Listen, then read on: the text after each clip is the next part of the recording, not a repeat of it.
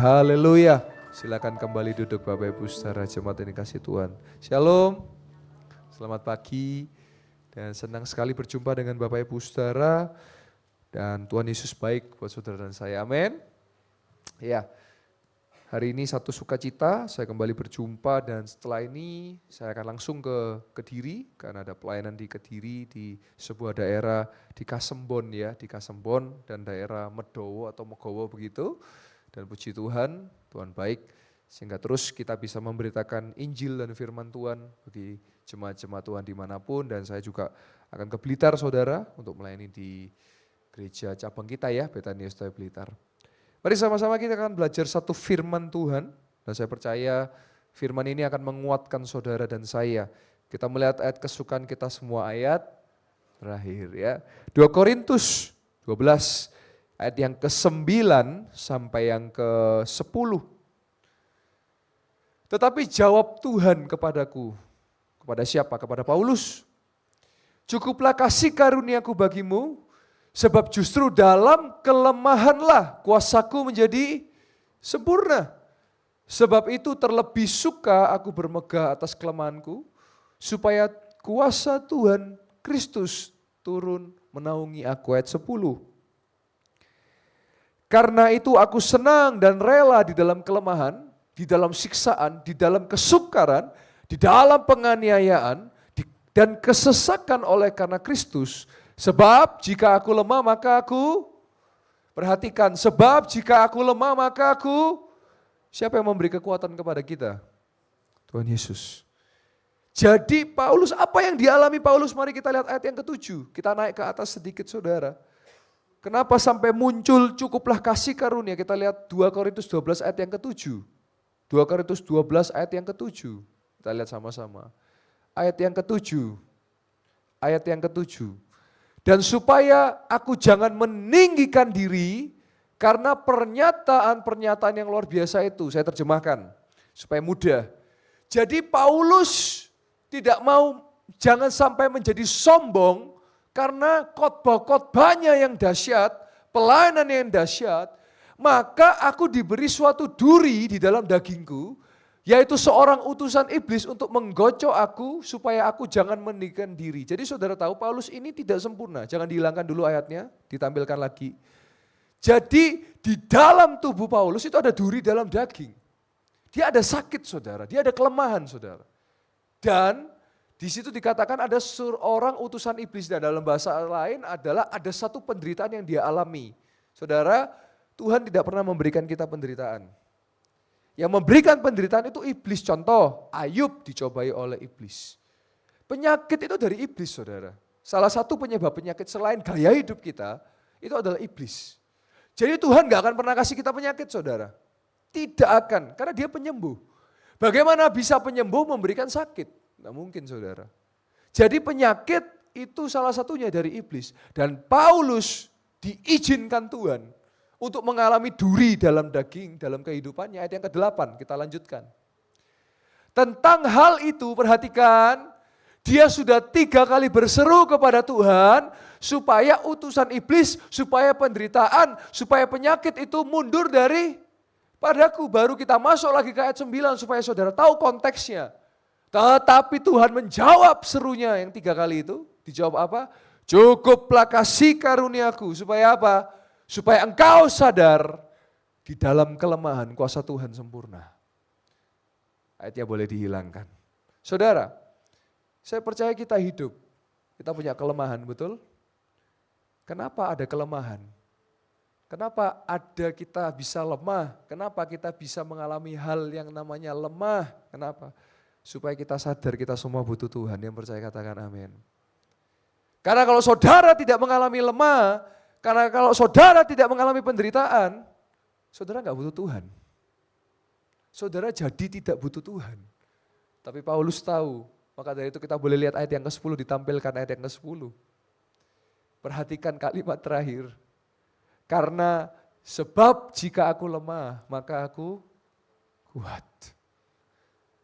Ayatnya boleh dihilangkan. Saudara, saya banyak menemukan orang Kristen yang jatuh, yang merasa dia kuat. Saya menemukan banyak hamba-hamba Tuhan yang jatuh dalam perselingkuhan. Karena dia merasa dia kuat. Ditelepon oleh jemaat yang perempuan. Telepon malam-malam, oh kan aku hamba Tuhan, aku kuat. Dari telepon berujung pertemuan. Dari pertemuan berujung kepada hal-hal yang tidak diinginkan. Dalam setiap kehidupan saya berdoa, saya akan selalu berkata, Tuhan aku lemah, Tuhan aku gak bisa. Tapi Engkau yang menguatkan dan membuat aku bisa.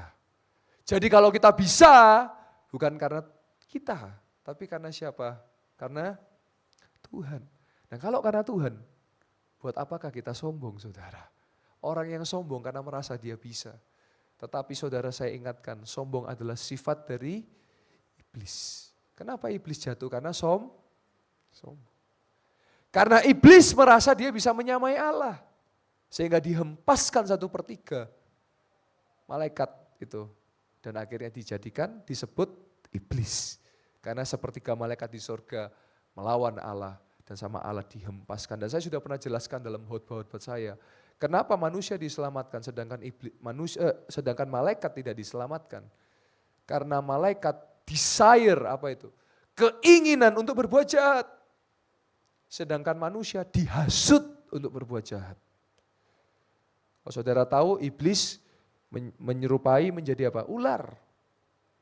Dan iblis menghasut, mencobai Hawa. Namun sayang 1000 sayang, ibu-ibu halo. Halo ibu-ibu, hati-hati dengan telingamu. Hati-hati dengan telinga Anda. Rayuan maut bisa membawa kepada maut yang sesungguhnya. Kau cantik hari ini, wah. Berbunga-bunga ya. Padahal hati-hati, bunga mawar ada durinya. Wah ini saudara. Ya. Hati-hati. Jadi wanita lemahnya dalam pendengaran. Dipuji, kau cantik, kau wangi, kau indah. Itu sudah langsung kepalanya terbang saudara ya. Untung ada atap ya. Kalau nggak ada atap itu tembus sampai ke atas langit saudara. Itu wanita. Tapi kalau pria, bapak-bapak halo. Kelemahan kita di mana? Penglihatan. Hawa mendengar, iblis memutarbalikkan firman, padahal saudara kalau baca Kejadian 3, Hawa itu sudah menyebutkan firman di situ. Allah berfirman, kalau aku makan buah ini, kalau kami makan buah ini, pengetahuan baik dan jahat, kami bisa mati. Oh, tapi iblis katakan, enggak, kamu enggak mati, kamu akan menyamai Allah. Loh, tergoda dia. Iya ya, saya kan ciptaan, saya pengen sama kayak pencipta. Makanlah dia, krenyes. Suaminya didatangi. Nah saudara, hati-hati.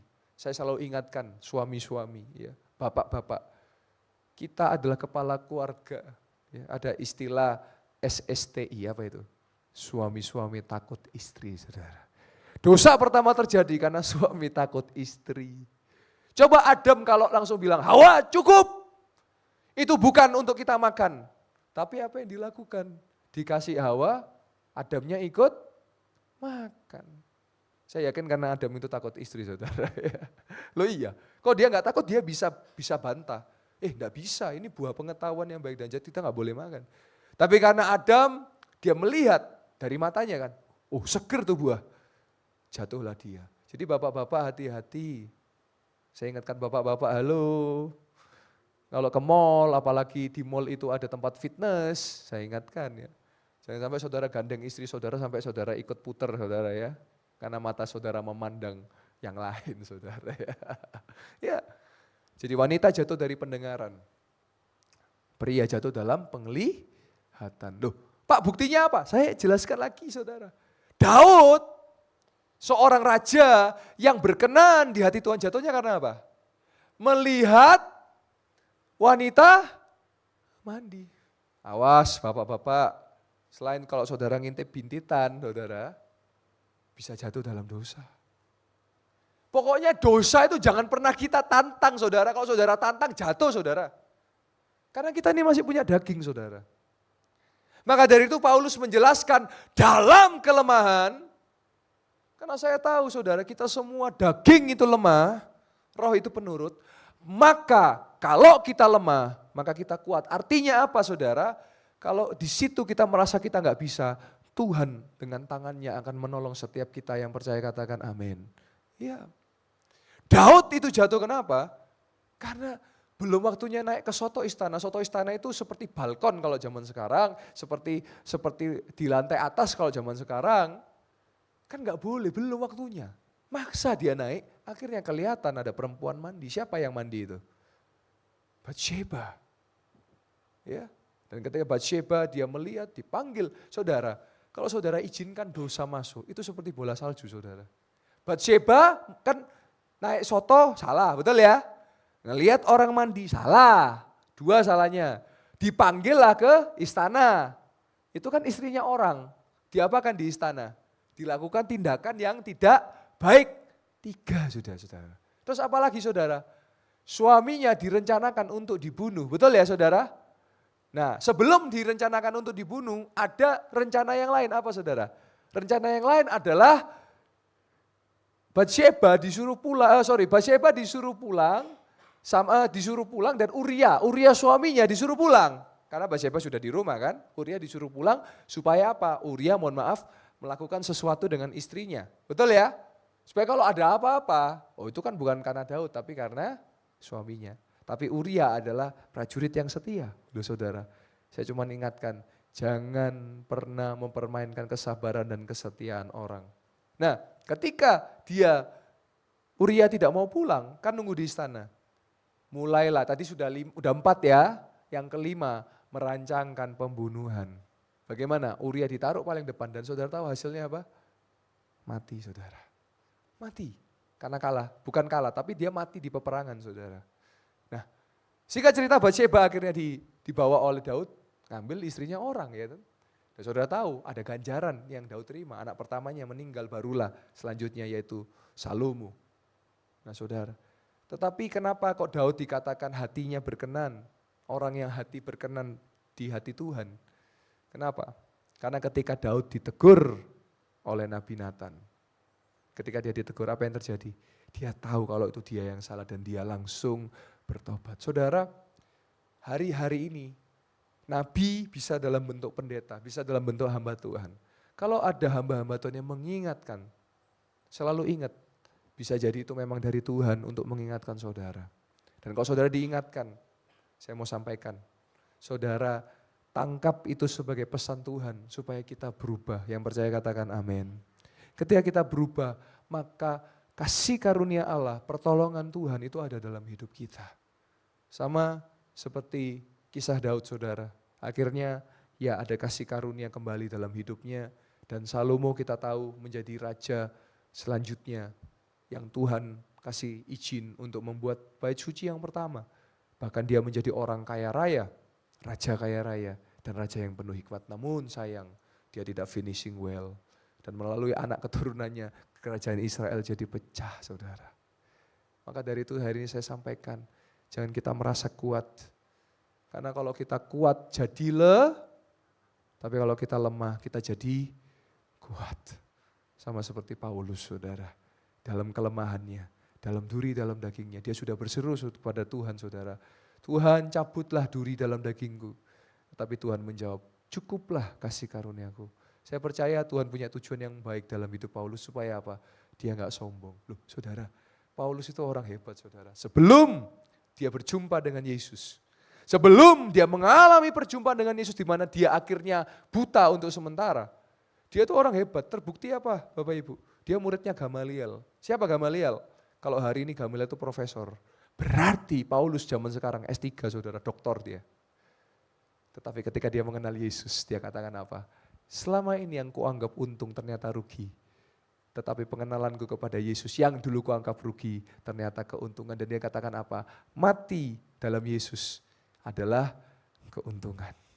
Jadi mari kita tetap setia, baik dalam kelemahan kita, baik dalam kekurangan kita. Saudara saya yakin Tuhan beserta dan menolong setiap kita.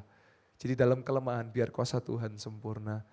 Saya percaya walaupun kita punya kelemahan, tapi saya tambahkan di terakhir ini, Tuhan pun juga memberikan kelebihan kepada kita. Amin.